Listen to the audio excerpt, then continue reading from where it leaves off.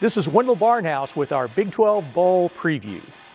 Missouri, which is in a bowl game for a school record 7th consecutive season, will be playing its final game as a member of the Big 12 Conference. The Tigers will face a North Carolina team that has lost 4 of its last 6.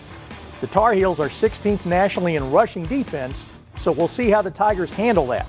Missouri led the Big 12 in rushing. 4 of the Tigers' 5 losses came by 10 or fewer points.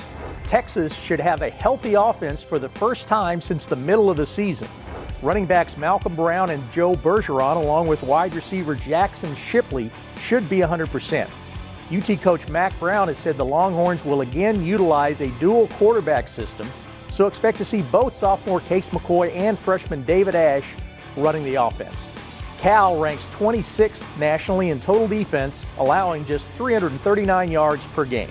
This game in San Antonio will be in the national spotlight thanks to Robert Griffin III.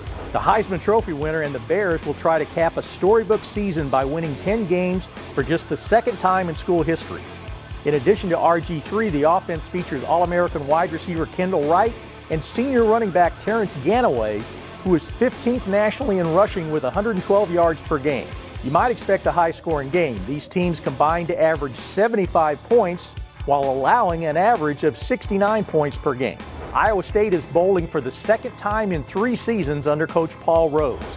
The Cyclones went on a 3-game winning streak to gain bowl eligibility after freshman Jared Barnett took over at quarterback. The defense, led by linebackers Jake Knott and A.J. Klein, the Big 12's co-defensive player of the year, has been solid all season. Rutgers was picked to finish last in the Big East, but finished in 4th place, just 1 game out of 1st. Oklahoma will be trying to salvage a disappointing season. Sooners coach Bob Stoops will be facing his alma mater.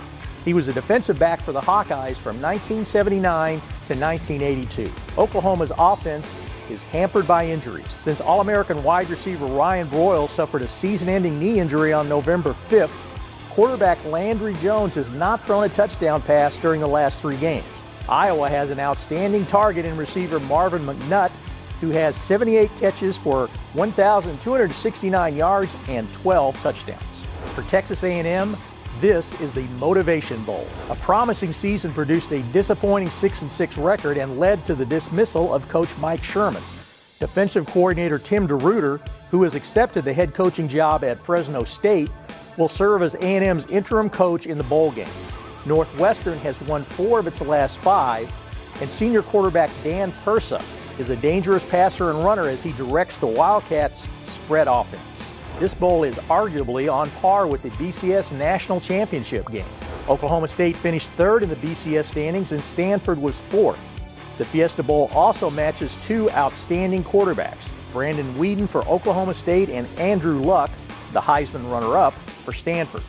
Weeden's top target is wide receiver Justin Blackman, a 2-time winner of the Biletnikoff Award. Stanford averages 207 yards per game rushing, and their balanced attack is 11th nationally in total offense.